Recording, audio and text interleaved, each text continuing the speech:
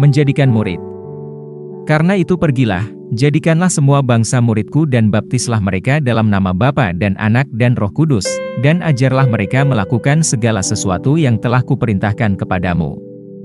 Dan ketahuilah, aku menyertai kamu senantiasa sampai kepada akhir zaman. Matius 28 ayat 19-20.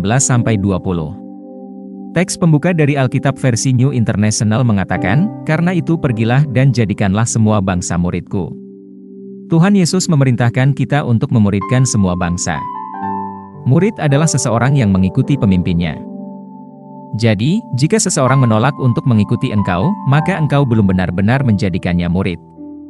Visi guru adalah agar mereka menjadi murid kita, mengiringi kita dan meniru tindakan kita dalam melakukan hal-hal yang Tuhan minta agar kita lakukan.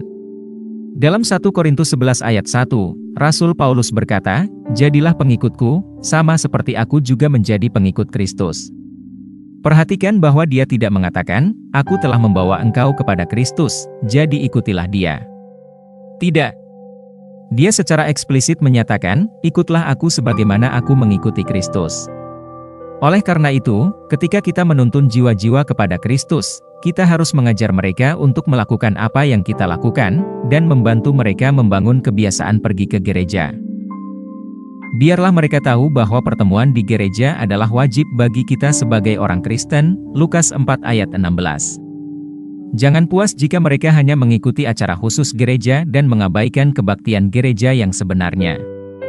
Mereka harus menjadi murid, dan agar hal itu terjadi, kita harus memimpin dengan memberi contoh. Mari kita berdoa.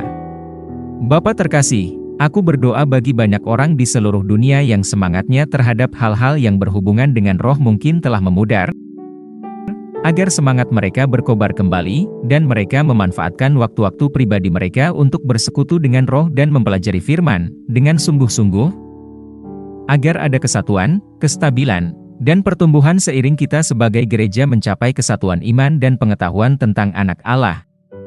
Untuk mendewasakan penuh, sesuai dengan ukuran kepenuhan Kristus, dalam nama Yesus. Amin.